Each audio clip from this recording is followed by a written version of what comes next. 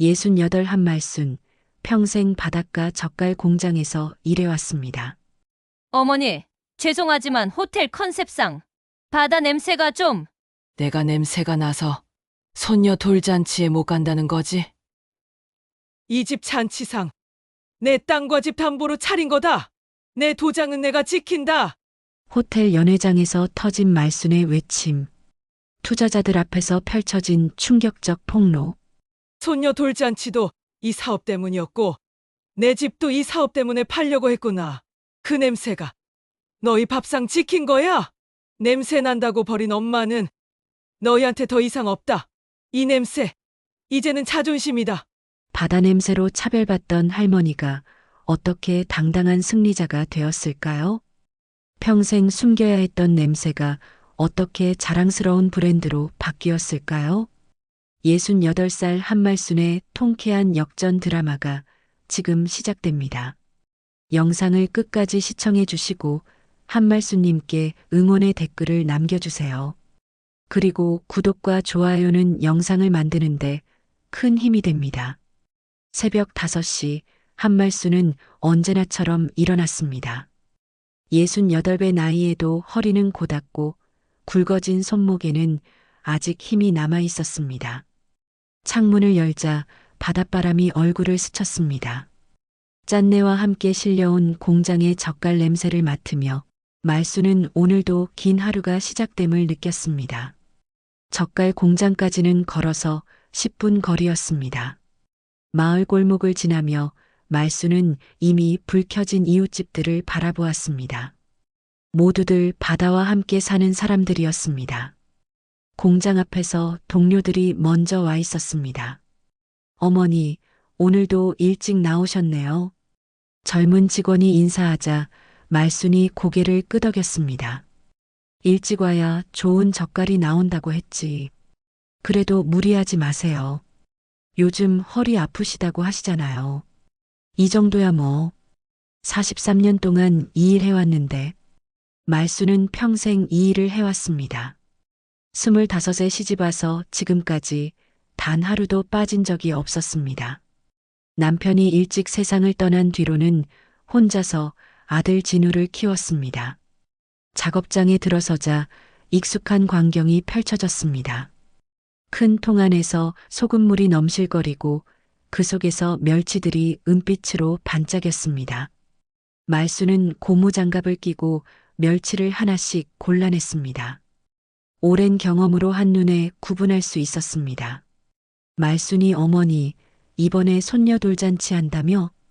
옆에서 일하던 김봉자가 물었습니다. 응, 이번 주말에 한다던데. 어디서 해? 우리 마을회관에서? 말순은 잠시 멈칫했습니다. 아니야. 도시 호텔에서 한다고 하더라. 호텔? 그거 돈 많이 들겠네. 우리 진우가 잘 됐구나. 그러게 말이야. 하지만 말순의 목소리에는 기쁨보다 복잡한 감정이 섞여 있었습니다. 점심시간 말순은 도시락을 펼치며 핸드폰을 확인했습니다.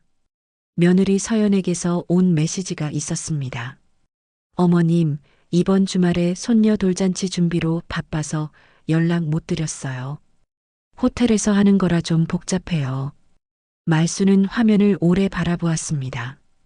돌잔치 얘기는 한 달 전부터 들어왔지만 정작 자세한 얘기는 듣지 못했습니다. 어머니, 뭔가 걱정 있으세요? 김봉자가 물었습니다. 아니야, 별거 아니야. 얼굴이 안 좋아 보이는데요. 손녀 돌잔치 일로 좀 복잡해서. 무슨 복잡한 일이 있어요? 잔치는 좋은 일인데. 말순은 대답하지 않았습니다. 며느리의 말이 계속 머릿속에 맴돌았습니다. 호텔에서 하는 거라 복잡하다는 말의 진짜 의미가 무엇인지 짐작이 갔습니다. 오후 작업이 끝나갈 무렵 말순은 새우젓 항아리를 나르다가 멈췄습니다. 손톱 사이사이에 소금기가 끼어 있었고 아무리 씻어도 젓갈 냄새는 빠지지 않았습니다.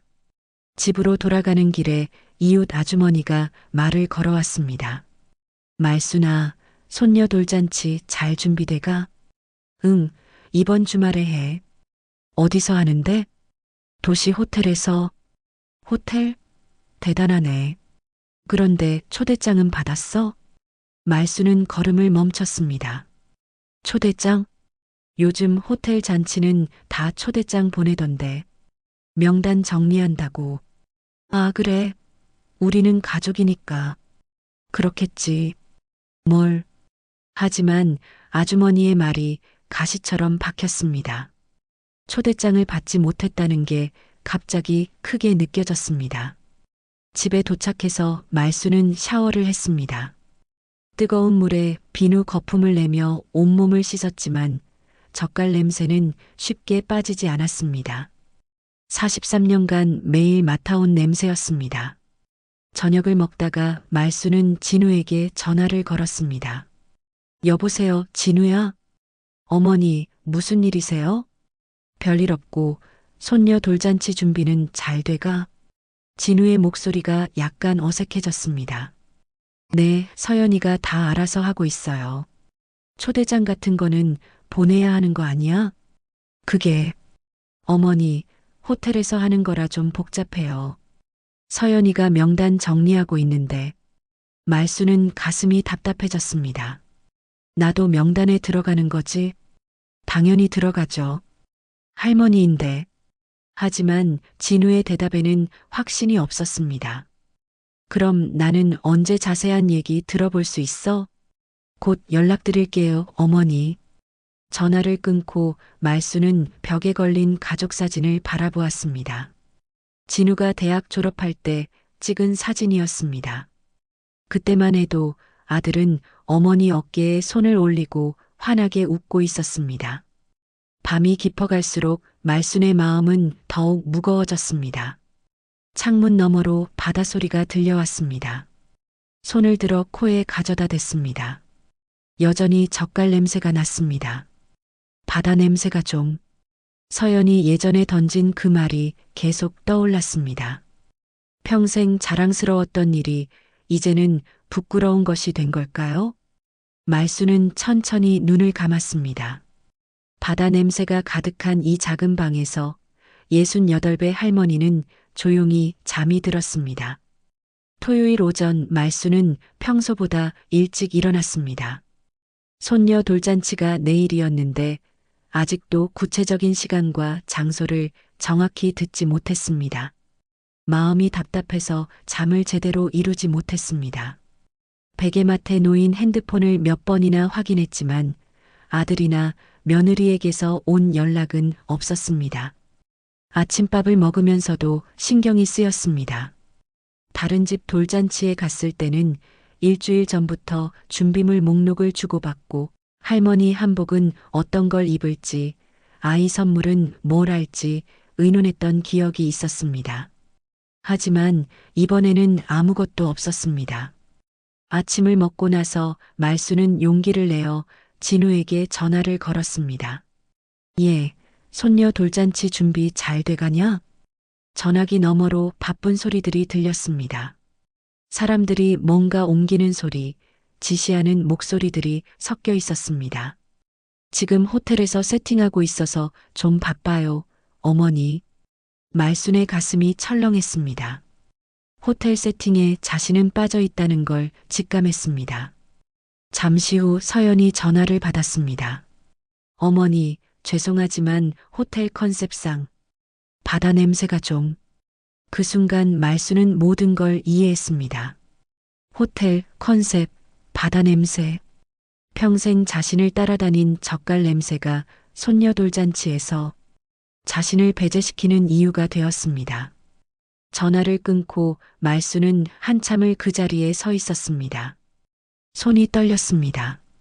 서랍에 고이 모아둔 손녀 돌잔치 축의금 봉투가 생각났습니다. 10만 원짜리 지폐 10장을 깨끗한 봉투에 넣어두었는데 그걸 전달할 기회조차 없어 보였습니다. 점심때가 되어 이웃집 김복희가 찾아왔습니다. 평상시처럼 차를 마시러 온 것 같았지만 표정이 어딘가 어색했습니다. 내일 손녀 돌잔치 가는데 뭐 입고 갈 거야? 김복희의 물음에 말수는 잠시 망설였습니다. 아, 그게 내일은 못 갈 것 같아. 김복희가 찻잔을 내려놓으며 의아한 표정을 지었습니다. 손녀 돌잔치에 할머니가 빠진다는 게 이상하다는 듯 했습니다. 호텔에서 하는 거라 복잡하다고 하더라. 사실 말순 자신도 정확한 이유를 설명하기 어려웠습니다. 바다 냄새 때문이라고 말하기에는 너무 부끄러웠고 그렇다고 거짓말을 하고 싶지도 않았습니다. 오후에 말순은 마을을 걸으며 생각을 정리하려 했습니다.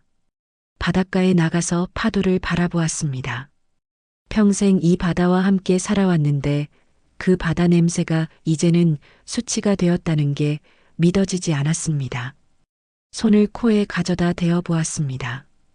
여전히 젓갈 냄새가 났습니다. 아무리 씻어도 빠지지 않는 냄새였습니다. 파도가 바위에 부딪히는 소리를 들으며 말수는 어린 시절을 떠올렸습니다. 25에 이 마을로 시집와서 처음 젓갈 공장에 들어갔을 때 냄새가 너무 강해서 하루 종일 속이 메스꺼렸던 기억이 있었습니다. 하지만 시간이 지나면서 그 냄새는 생활의 일부가 되었고 나중에는 오히려 그리운 냄새가 되었습니다.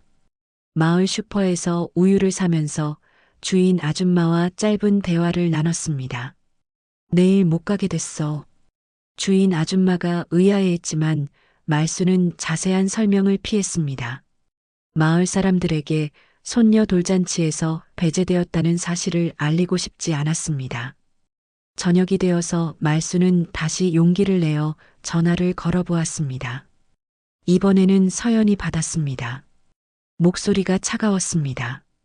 정말 내가 가면 안 되는 거야?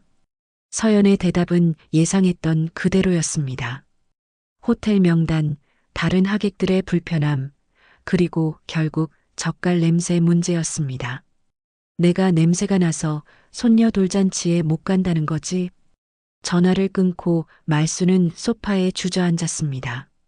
눈물이 왈칵 쏟아질 것 같았지만 꾹 참았습니다. 68살에 눈물을 보이고 싶지 않았습니다. 그날 밤 김복희가 다시 찾아왔습니다. 평소와 다르게 표정이 심각했습니다. 말수나 미안한데 할 말이 있어. 김복희는 오늘 오후 마을회관에서 들은 이야기를 전했습니다. 호텔에서 일하는 김씨네 딸이 봤다는 내용이었습니다. 어머니 이름이 명단에 없다더라. 말순의 마음이 무너져 내렸습니다. 예상했던 일이지만 마을 사람들까지 알게 되었다는 사실이 더욱 부끄러웠습니다. 손님 접대용 잔치라고 하더라. 김복희의 말을 들으며 말수는 이제야 전체 상황을 파악했습니다. 손녀의 돌잔치가 며느리의 사업 행사로 둔갑한 것이었습니다. 투자자들을 불러 사업 확장을 위한 네트워킹 자리로 활용하는 것이었습니다. 그런 자리에서 젓갈 냄새 나는 시골 시어머니는 걸림돌이었을 것입니다. 김복희가 말순의 어깨를 토닥이며 위로했습니다. 하지만 말순의 마음은 쉽게 달래지지 않았습니다. 그날 밤 말순은 잠들지 못했습니다. 창문을 열고 바다를 바라보았습니다. 달빛에 비친 파도가 하얗게 부서지고 있었습니다. 평생 들어온 바다소리였지만 오늘은 유독 슬프게 들렸습니다. 손녀가 태어났을 때를 떠올렸습니다. 병원에 달려가서 처음 안아봤을 때의 기억이 생생했습니다. 작고 따뜻했던 아기가 이제 돌이 되었는데 할머니는 그 잔치에 참석할 수 없었습니다. 새벽녘까지 말수는 눈물을 흘렸습니다. 68살 할머니의 조용한 눈물이었습니다.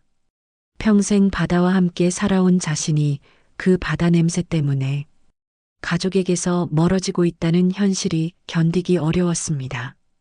일요일 아침 손녀의 돌잔치가 열리는 날이었습니다. 말수는 평소처럼 새벽 5시에 깼지만 일어날 기운이 없었습니다. 창문 너머로 보이는 하늘이 유난히 흐렸습니다. 바다에서 불어오는 바람도 차갑게 느껴졌습니다. 부엌에서 혼자 아침을 먹으며 말수는 텅 빈 집의 정적을 견디기 어려웠습니다. 평소라면 이맘때면 손녀 잔치 준비로 분주했을 텐데 지금은 할 일이 아무것도 없었습니다. 서랍에 고이 모셔둔 축의금 봉투만이 자신이 할머니라는 사실을 증명하는 유일한 증거 같았습니다. 시계를 보니 9시였습니다. 호텔 잔치는 12시에 시작된다고 들었습니다. 지금쯤 진우와 서연은 마지막 준비에 한창일 것이었습니다. 말수는 문득 손녀가 예쁜 한복을 입고 있을 모습을 상상해 보았습니다. 분홍색 저고리에 노란색 치마를 입은 아이가 하객들 앞에서 돌잡이를 하는 장면이 머릿속에 그려졌습니다. 오전 10시쯤 공장 동료 김봉자가 찾아왔습니다. 말수나 괜찮아? 얼굴이 안 좋아 보이는데. 말수는 차를 끓이며 대답했습니다. 별일 없어? 그냥 잠을 못 잤나 봐. 오늘 잔치날인데 집에 있으니까 그렇지. 정말 못 가는 거야? 김봉자의 물음에 말수는 고개를 끄덕였습니다. 어젯밤 새워 생각해봐도 달라질 건 아무것도 없었습니다. 그래도 손녀인데. 김봉자가 안타까워하는 모습을 보며 말수는 더욱 초라해졌습니다. 이웃들도 이상하게 여기는 상황이니 얼마나 비정상적인 일인지 알 수 있었습니다. 점심시간이 다가오자 말순의 마음은 더욱 무거워졌습니다. 지금쯤 호텔에서는 하객들이 도착하고 있을 것이었습니다. 정장을 차려입은 투자자들, 깔끔한 옷차림의 서연 친구들, 그리고 그 가운데 예쁘게 치장한 손녀가 있을 것이었습니다. 말수는 젓갈 공장에서 가져온 작업복을 바라보았습니다. 아무리 세탁해도 배어있는 비린내, 소금에 절어 거칠어진 천, 여기저기 얼룩진 자국들. 이런 옷을 입고 호텔에 나타났다면 정말 어울리지 않았을 것입니다. 하지만 이것이 자신의 모든 것이었습니다. 오후 2시쯤 진우에게서 전화가 왔습니다. 어머니, 잔치 잘 끝났어요. 목소리가 어색했습니다. 기쁜 일인데도 왠지 밝지 못한 톤이었습니다. 그래, 수고했구나. 손녀는 어땠어? 예쁘게 잘했어요. 돌잡이에서 책을 잡았어요. 책을? 그럼 공부 잘하겠네. 짧은 대화였지만 말수는 아들의 마음을 읽을 수 있었습니다. 어머니를 빼놓고 잔치를 치른 것에 대한 미안함과 죄책감이 느껴졌습니다. 저녁 무렵 마을 슈퍼 앞에서 이웃들을 만났습니다. 모두들 말순을 보는 시선이 예전과 달랐습니다. 동정 섞인 눈빛, 조심스러운 말투. 마을 전체가 알고 있다는 사실이 말순을 더욱 위축시켰습니다. 말순 언니, 오늘 몸이 안 좋았다며? 누군가 물었지만 말순은 대충 얼버무리고 집으로 돌아왔습니다. 그날 밤 말순은 젓갈 공장에 나가지 않기로 결심했습니다. 월요일 새벽에 일어나 작업복을 입으려다가 멈췄습니다. 갑자기 몸이 아픈 것처럼 느껴졌습니다. 허리가 뻐근하고 어깨가 결렸습니다. 사실 며칠 전부터 무거운 항아리를 나르다가 허리를 삐끗했는데 그동안 참고 일해왔던 것이었습니다. 오전 9시쯤 공장 사무실에 전화를 걸었습니다. 과장님, 말순입니다. 오늘 허리가 아파서 쉬어야 할 것 같습니다. 어머니, 괜찮으세요? 병원에는 가보셨어요? 아니에요. 그냥 좀 쉬면 나을 것 같아요. 전화를 끊고 말순은 소파에 누웠습니다. 사실 허리 아픈 것보다는 마음이 더 아팠습니다. 평생 한 번도 빠진 적 없던 일을 쉰다는 것 자체가 자신답지 않았지만 오늘은 사람들 얼굴을 보고 싶지 않았습니다. 점심때가 되어 서연이 전화했습니다. 어머니, 안녕하세요. 목소리에는 여전히 어색함이 있었습니다. 어머니, 저녁 준비는 가능하시죠? 말수는 순간 이해하지 못했습니다. 저녁 준비? 아, 오늘 저희가 집에 가서 저녁을 먹으려고 하는데요. 그래, 갑자기 손녀가 할머니 보고 싶어 해서요. 말순의 마음이 복잡해졌습니다. 어제 돌잔치에는 할머니가 방해가 된다고 했으면서 오늘은 저녁 차리라고 하는 것이었습니다. 우리 애는 간이 예민해서 젓갈 냄새 배면 안 되거든요. 서연의 말에 말수는 가슴이 답답해졌습니다. 손녀를 보고 싶은 마음과 상처받은 마음이 교차했습니다. 알겠다. 준비해 놓을게. 전화를 끊고 말수는 부엌으로 갔습니다. 젓갈이 들어가지 않은 음식들을 생각해 보았습니다. 평생 바다 음식으로 살아왔는데 갑자기 그런 음식들을 피해야 한다는 게 이상했습니다. 오후 내내 말수는 저녁 준비를 했습니다. 손녀가 좋아할 만한 음식들, 냄새가 나지 않는 음식들, 평소보다 조심스럽게 요리했습니다. 중간중간 손을 씻어가며 젓갈 냄새가 배지 않도록 신경 썼습니다. 저녁 6시에 아들 가족이 도착했습니다. 손녀는 어제 잔치복 대신 평상복을 입고 있었습니다. 말순을 보자 방긋 웃으며 팔을 벌렸습니다. 할머니. 그 순간 말순의 가슴이 따뜻해졌습니다. 손녀만큼은 할머니를 있는 그대로 사랑해주고 있었습니다. 하지만 저녁 식사 내내 분위기는 어색했습니다. 진우는 말이 없었고 서연은 손녀가 뭔가 만지지 못하도록 계속 신경 쓰고 있었습니다. 말순이 준비한 음식들도 별로 손을 대지 않았습니다. 식사 후 진우 가족이 돌아가고 나서 말순은 혼자 설거지를 했습니다. 거의 그대로 남은 음식들을 치우며 한숨이 나왔습니다. 손녀를 보긴 했지만 마음은 더욱 무거워졌습니다. 그날 밤 말수는 오랫동안 잠들지 못했습니다. 어제는 돌잔치에서 배제되었고 오늘은 저녁 준비만 하는 사람 취급을 받았습니다. 가족 안에서 자신의 위치가 점점 작아지고 있다는 걸 느꼈습니다. 화요일 아침 말수는 다시 젓갈 공장에 나갔습니다. 하루 쉰 것만으로도 동료들의 시선이 부담스러웠습니다. 김봉자가 다가와 허리는 괜찮냐고 물었지만 말수는 대충 고개만 끄덕이고 작업에 집중했습니다. 멸치를 골라내면서도 마음 한편으로는 계속 어제 일이 떠올랐습니다. 서연이 젓갈 냄새를 걱정하며 손녀를 보호하려던 모습, 거의 손대지 않은 채로 남은 저녁 음식들. 분명 가족이 함께 저녁을 먹었는데 왜 이렇게 공허한 기분이 드는지 모르겠습니다. 오전 작업이 끝날 무렵 말수는 동료들의 수군거림을 들었습니다. 돌잔치에서 할머니가 빠졌다는 이야기가 공장까지 퍼진 것 같았습니다. 직접적으로 묻는 사람은 없었지만 시선들이 예전과 달랐습니다. 점심시간에 김봉자가 조심스럽게 물었습니다. 말수나, 요즘 가족들이랑 사이가 어때? 별일 없어? 왜? 그냥 뭔가 힘들어 보여서. 말수는 도시락에 김치를 집어먹으며 대답을 피했습니다. 사실 자신도 정확히 뭐가 문제인지 알기 어려웠습니다. 가족들이 나쁜 사람들은 아니었습니다. 단지 세상이 변했고 자신이 그 변화에 맞지 않는다는 것뿐이었습니다. 오후 2시쯤 말수는 항아리를 나르다가 허리에 다시 통증을 느꼈습니다. 어제 이미 아팠던 허리가 완전히 회복되지 않은 상태였습니다. 하지만 참고 일을 계속했습니다. 또 쉰다면 동료들에게 더 큰 부담을 줄 것 같았습니다. 퇴근길에 마을 장터를 지나가다가 말수는 놀라운 소식을 들었습니다.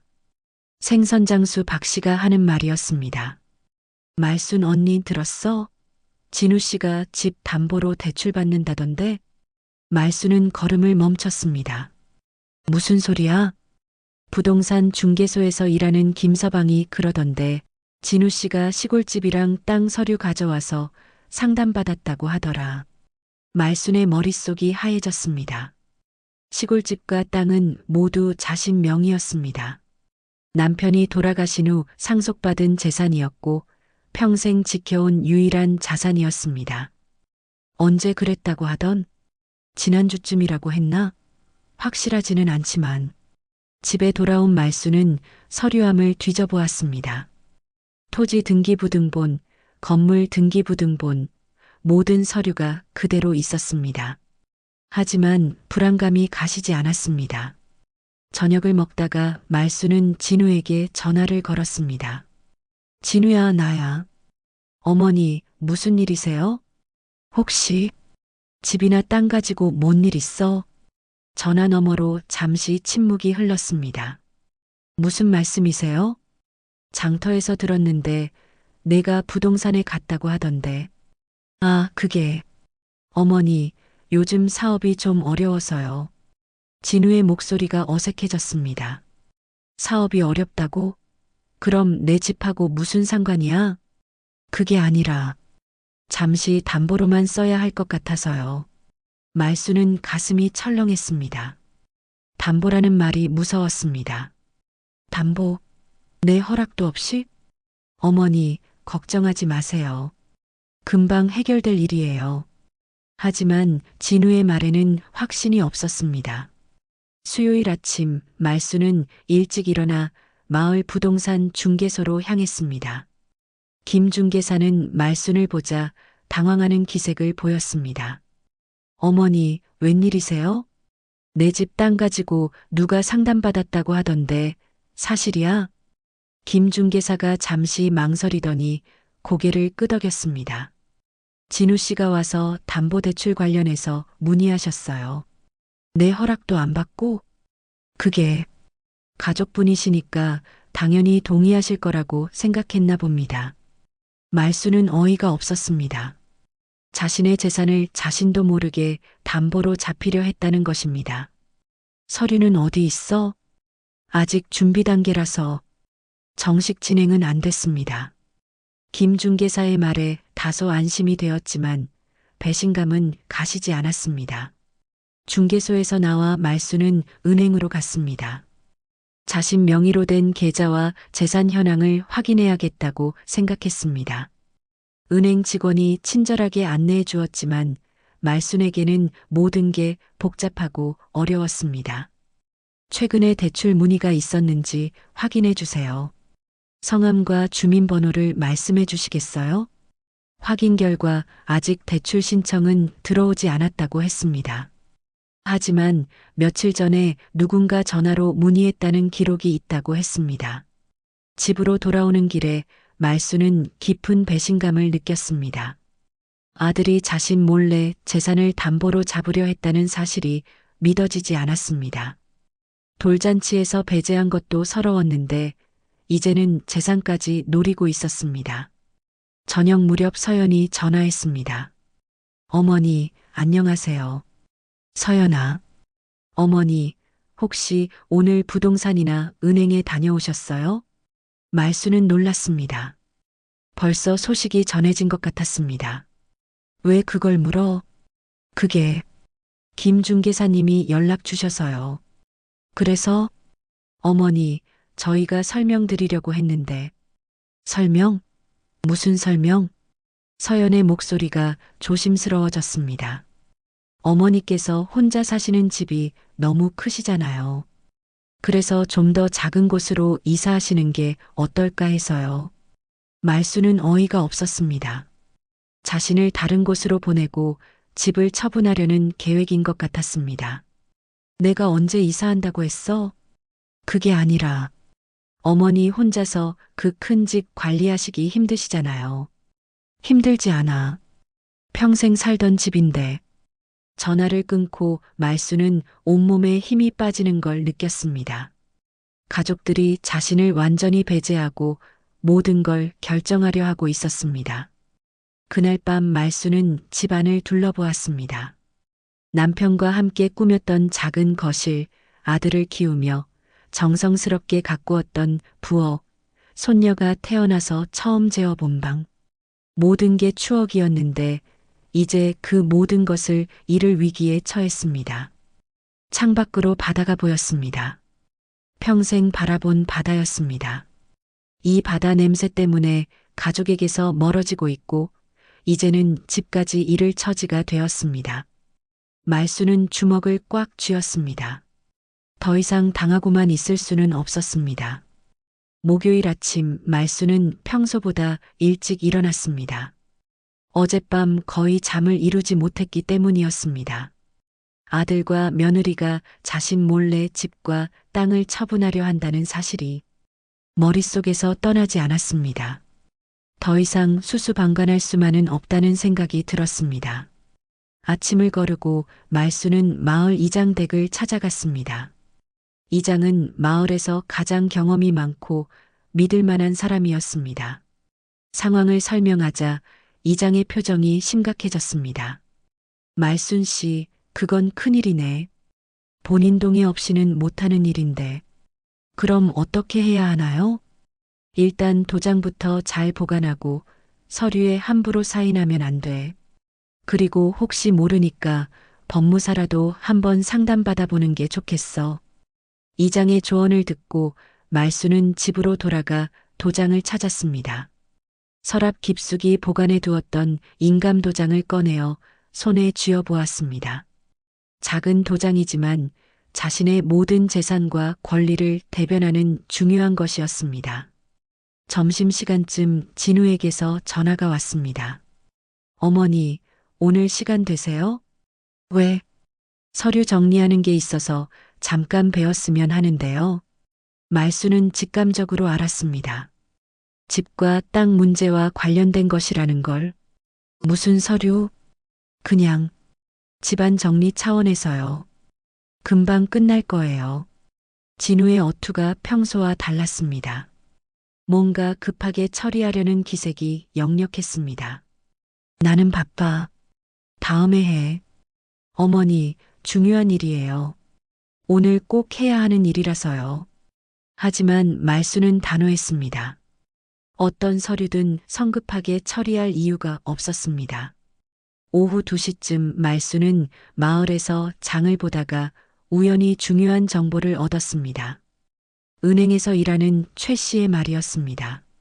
말순 언니, 오늘 호텔에서 무슨 큰 행사 있나 봐요. 호텔? 네, 우리 은행 직원들이 서류 가지고 나갔더라고요.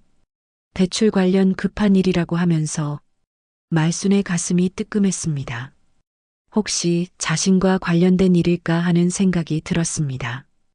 어느 호텔인데? 시내 그랜드 호텔이요. 거기서 뭔가 큰 계약 체결한다고 하던데. 말수는 그 호텔이 손녀 돌잔치를 했던 곳이라는 걸 기억했습니다. 뭔가 수상한 느낌이 들었습니다. 오후 3시 말수는 결심을 하고 택시를 타고 시내 그랜드 호텔로 향했습니다. 평생 택시를 타본 적이 몇 번 없었지만 오늘은 꼭 확인해야 할 것 같았습니다. 호텔까지 가는 동안 가슴이 두근거렸습니다. 호텔 로비에 도착하자 말수는 어디로 가야 할지 몰라 헤맸습니다. 깔끔한 로비, 정장 차림의 사람들, 모든 게 자신과는 다른 세계 같았습니다. 옷차림도 초라하고 손에서 나는 젓갈 냄새도 신경 쓰였지만 물러설 수 없었습니다. 프런트 직원에게 물어보니 오늘 몇 개의 연회장에서 행사가 있다고 했습니다. 그중 하나가 사업 관련 계약 체결식이라고 했습니다. 혹시 박진우 씨 관련 행사인지 확인해 주실 수 있나요?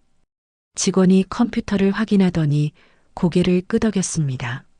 네, 맞습니다. 3층 연회장에서 진행 중이에요. 말수는 엘리베이터를 타고 3층으로 올라갔습니다. 연회장 입구에는 사업 확장 계약 체결식이라는 안내판이 있었습니다. 문 앞에서 잠시 망설였지만 용기를 내어 안으로 들어갔습니다. 연회장 안에는 정장을 입은 사람들이 모여 있었습니다.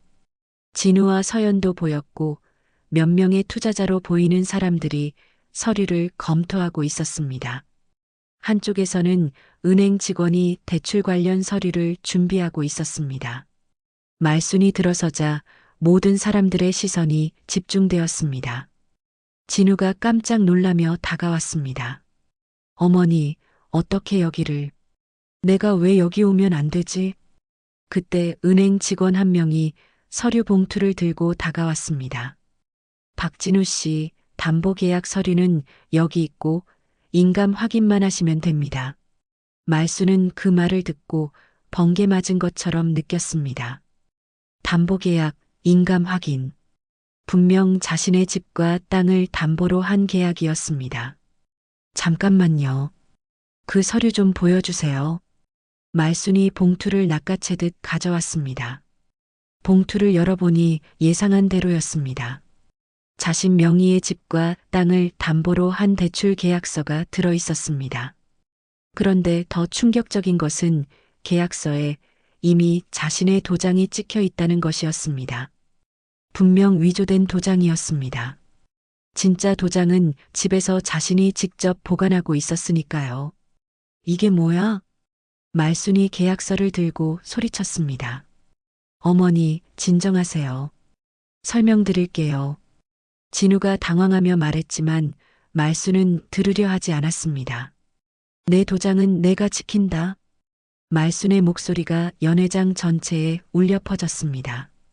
투자자들이 수군거리기 시작했고 서연의 얼굴이 하얗게 질렸습니다. 은행 직원이 계약서를 다시 확인해 보더니 당황한 표정을 지었습니다. 이상하네요. 도장 날인이 좀 이상한 것 같은데. 당연히 이상하지. 가짜 도장이니까.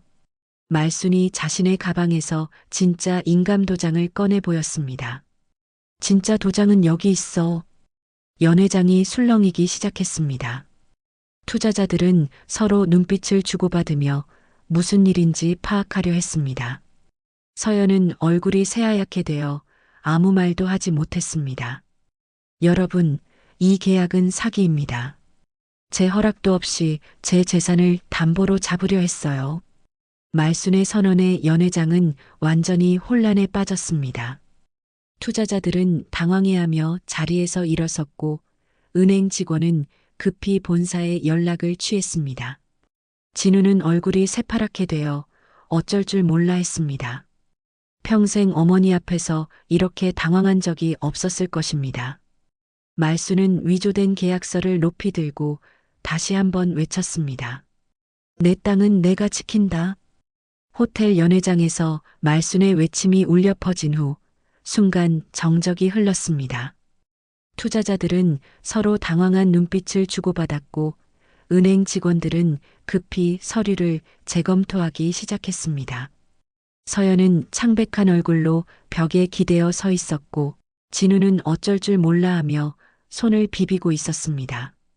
말수는 떨리는 손으로 위조된 계약서를 다시 들어 올렸습니다.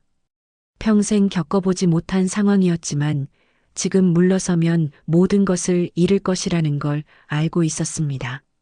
연회장의 모든 사람들이 자신을 바라보고 있었지만 더 이상 두렵지 않았습니다.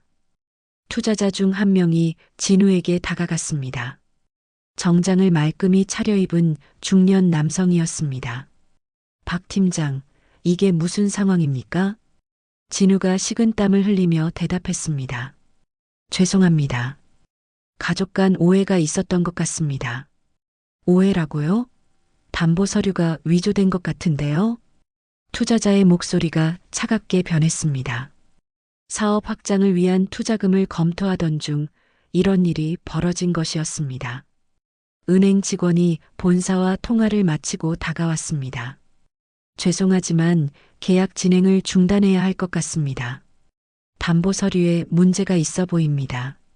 서연이 가까스로 말을 꺼냈습니다. 잠깐만요. 어머님과 다시 상의해 보겠습니다. 하지만 말수는 더 이상 들어줄 생각이 없었습니다. 이미 선을 넘었다고 생각했습니다. 상해? 내 허락도 없이 내 집을 팔려고 했으면서 말순의 목소리가 연회장 전체에 울려 퍼졌습니다. 투자자들 사이에서 수군거림이 커졌습니다. 이런 가족 내 분쟁이 있는 회사에 투자하는 것이 안전한지 의문을 품기 시작한 것 같았습니다. 그때 말수는 연회장 한쪽에 걸린 현수막을 발견했습니다. 서연 쇼핑몰 사업 확장 투자 설명회라고 적혀 있었습니다. 순간 모든 퍼즐이 맞춰졌습니다. 손녀의 돌잔치도 오늘의 계약 체결식도 모두 며느리의 사업을 위한 것이었습니다. 아, 그렇구나. 말순이 중얼거리며 현수막을 바라보았습니다.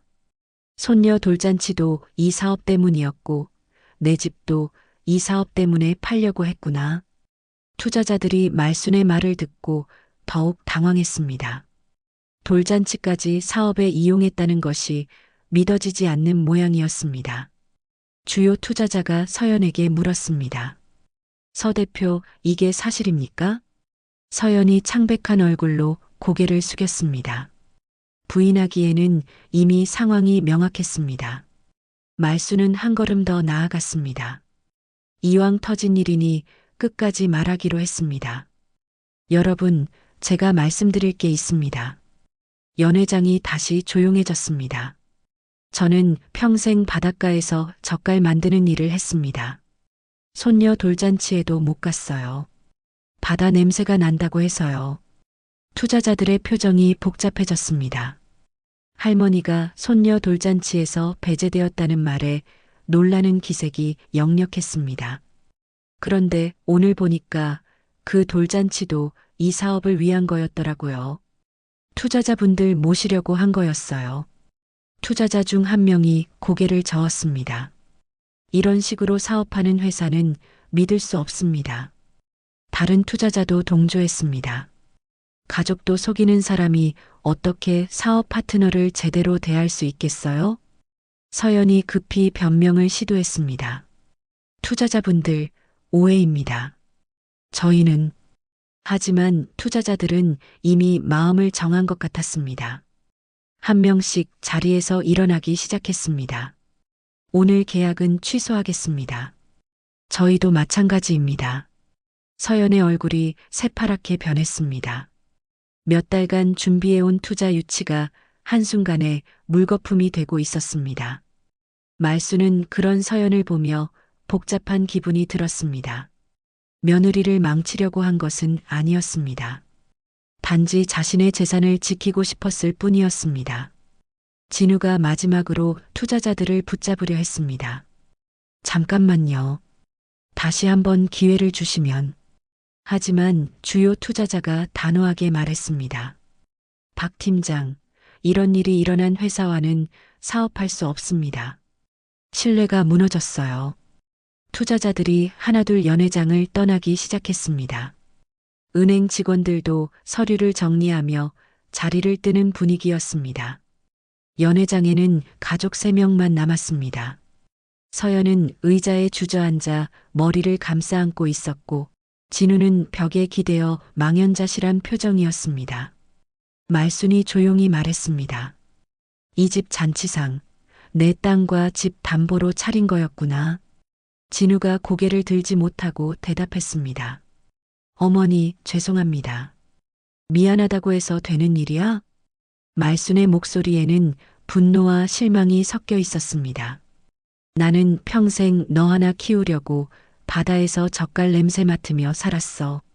그런데 너희들은 그 냄새가 부끄러워서 나를 숨기려고 했지? 서연이 눈물을 흘리며 말했습니다. 어머님, 정말 죄송해요. 사업이 너무 절실해서. 사업이 절실하면 남의 집을 훔쳐도 되는 거야? 말순이 서연을 똑바로 바라보며 말했습니다. 내가 시골 할머니라고 해서 바보인 줄 알았어? 연 회장의 정적 속에서 말순의 말만이 울려 퍼졌습니다. 68살 할머니의 분노와 서러움이 담긴 목소리였습니다. 말순은 위조된 계약서를 찢어버렸습니다. 종이 조각들이 바닥에 흩어졌습니다. 앞으로 내 집에서 내 마음대로 살 거다. 냄새 난다고 했지? 그 냄새가 너희 밥상 지킨 거야. 말순은 가방을 들고 연 회장을 나섰습니다. 뒤에서 진우가 부르는 소리가 들렸지만 돌아보지 않았습니다. 호텔 로비를 지나며 말순은 가슴이 후련했습니다. 평생 처음으로 자신을 위해 싸웠던 것 같았습니다. 호텔 연회장에서 나온 말순은 로비를 가로질러 밖으로 나왔습니다. 마침 경찰차가 호텔 앞에 도착하고 있었습니다. 누군가 신고를 한 것 같았습니다. 아마도 은행에서 위조 서류건으로 신고했을 것이었습니다. 경찰관 2명이 말순에게 다가왔습니다. 어머님, 혹시 박진우 씨와 관련된 분이신가요? 네, 제가 그 사람 어머니입니다. 위조 서류 건으로 신고가 들어와서 왔습니다. 상황 설명 좀 해주시겠어요? 말수는 차근차근 설명했습니다. 자신 몰래 집과 땅을 담보로 잡으려 했던 일, 위조된 도장, 그리고 오늘 발견한 모든 상황들을 경찰관들은 진지하게 들으며 메모했습니다. 일단 호텔 안에 있는 관련자들과 이야기해 봐야겠네요. 경찰관들이 호텔 안으로 들어갔습니다. 말수는 밖에서 기다렸습니다. 호텔 입구를 통해 사람들이 나오는 모습이 보였습니다. 투자자들이었습니다. 모두들 당황한 표정으로 서둘러 떠나고 있었습니다. 10여 분 후 진우와 서연이 경찰관들과 함께 나왔습니다. 둘 다 얼굴이 새파랗게 질려 있었습니다. 특히 서연은 눈물 자국이 역력했습니다. 경찰관이 말순에게 설명했습니다. 위조 서류는 확인되었고 관련 증거들을 수거했습니다. 추후 조사가 필요하니 연락드릴 겁니다. 진우가 어머니 앞에 서서 고개를 숙였습니다. 어머니, 정말 죄송합니다. 말수는 아들을 바라보며 복잡한 심정이었습니다. 화가 나면서도 한편으로는 안쓰럽기도 했습니다. 너희들이 왜 이런 짓까지 했어야 했니? 서연이 떨리는 목소리로 대답했습니다. 사업이 정말 위기였어요. 투자자들을 잃으면 회사가 망할 상황이었어요. 그래서 내 집을 담보로 잡으려고 했다는 거야? 일시적으로만요. 사업이 안정되면 바로 해결하려고 했어요. 말수는 고개를 저었습니다. 일시적이든 뭐든 내 허락 없이는 안 되는 거야. 그날 오후 말순이 집으로 돌아왔을 때 마을 사람들이 몰려와 있었습니다. 소식이 빠르게 퍼진 것 같았습니다. 이웃들은 말순을 보고 걱정스러운 표정을 지었습니다. 김복희가 가장 먼저 다가왔습니다. 말순아, 괜찮아? 경찰차까지 왔다던데. 응, 큰일은 없어. 그냥 서류 문제였어. 하지만 마을 사람들은 이미 대략적인 상황을 파악하고 있는 것 같았습니다. 진우 부부가 말순의 집을 담보로 잡으려 했다는 소문이 돌고 있었습니다. 그런 자식이 어디 있어? 어머니 집을 팔려고 하다니. 요즘 젊은 것들은 정말 이해할 수 없어. 이웃들의 분노 섞인 반응을 보며 말수는 오히려 미안한 마음이 들었습니다. 가족 내부의 일이 이렇게 공개되는 것이 부끄럽기도 했습니다. 저녁 무렵 진우가 혼자 집을 찾아왔습니다. 서연은 함께 오지 않았습니다. 아마도 올 면목이 없다고 생각하는 것 같았습니다. 어머니, 들어가도 될까요? 말수는 문을 열어주었습니다. 진우는 거실 소파에 앉아 한참 말을 하지 못했습니다. 어머니, 정말 죄송해요. 미안하다는 말만 하면 뭐해? 왜 그런 생각을 했는지 말해봐. 진우가 고개를 들어 어머니를 바라봤습니다. 눈에 눈물이 맺혀 있었습니다. 서연이 사업이 정말 어려웠어요. 투자금이 없으면 직원들 월급도 못 줄 상황이었고, 그래도 그건 너희 문제지. 내 집과는 상관없는 일 아니야? 진우는 대답하지 못했습니다. 변명의 여지가 없다는 걸 알고 있었습니다. 어머니, 앞으로 이런 일은 절대 없을 거예요. 약속드려요. 약속? 말순이 차가운 목소리로 물었습니다. 내가 지금까지 한 약속 중에 제대로 지킨 게 있어? 진우가 할 말을 찾지 못했습니다. 돌잔치에 어머니를 초대하겠다던 약속도, 가족으로 대우하겠다던 약속도 모두 어겼던 것이 사실이었습니다. 어머니, 그래도 저는 어머니 아들이에요. 아들? 말순이 쓸쓸하게 웃었습니다. 아들이 어머니를 이렇게 대하나? 진우는 더 이상 할 말이 없었습니다. 한참 침묵이 흐른 후 그는 자리에서 일어났습니다. 어머니, 시간을 주세요. 제가 달라지도록 노력하겠어요. 진우가 떠난 후 말수는 혼자 저녁을 먹었습니다. 평소와 같은 저녁 식탁이었지만 기분은 전혀 달랐습니다. 오늘 호텔에서 자신을 위해 싸웠던 것이 아직도 믿어지지 않았습니다. 밤이 되어 말수는 창문을 열고 바다를 바라보았습니다. 달빛에 비친 파도가 하얗게 부서지고 있었습니다. 바닷바람이 얼굴을 스쳤는데 예전과는 다른 기분이었습니다. 더 이상 그 바다 냄새가 부끄럽지 않았습니다. 손을 들어 코에 가져다 댔습니다. 여전히 젓갈 냄새가 났습니다. 하지만 이제 그 냄새가 자신의 정체성이라고 생각했습니다.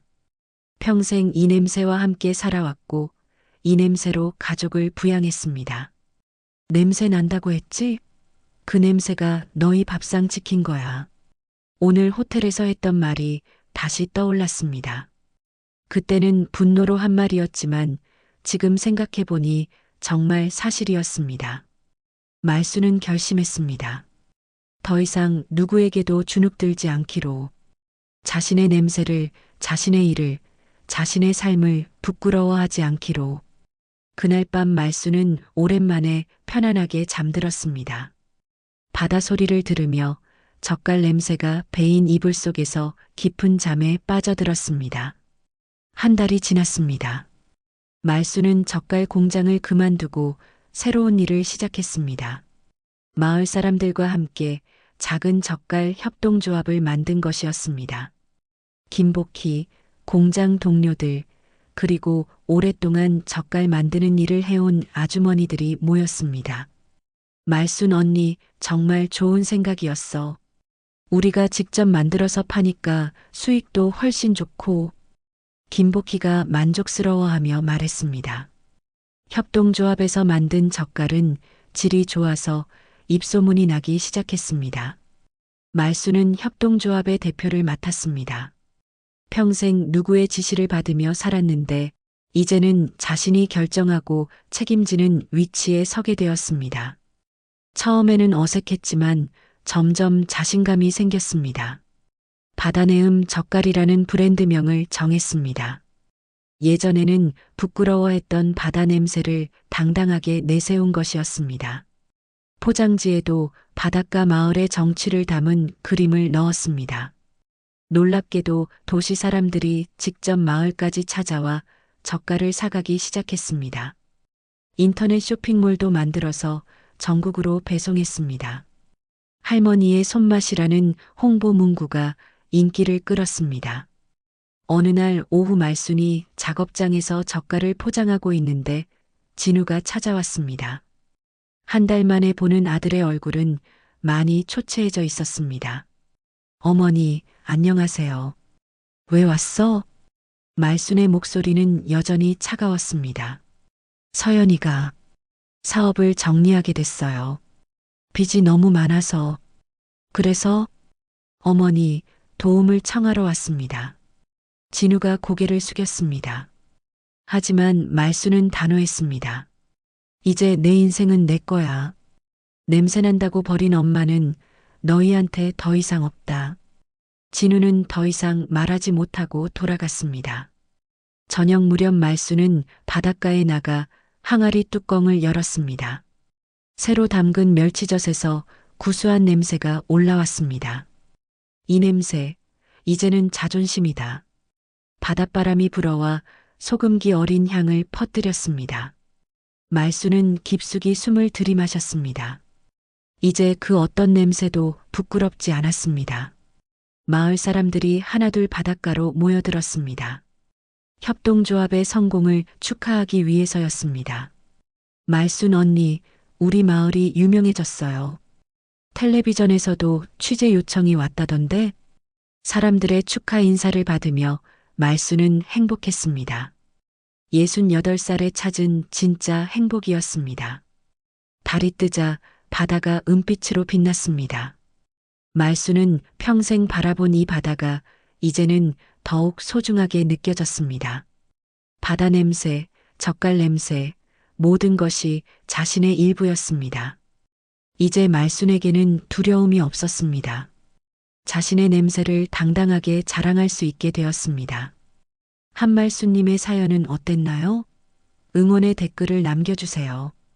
그리고 구독과 좋아요는 영상을 만드는데 큰 힘이 됩니다. 감사합니다.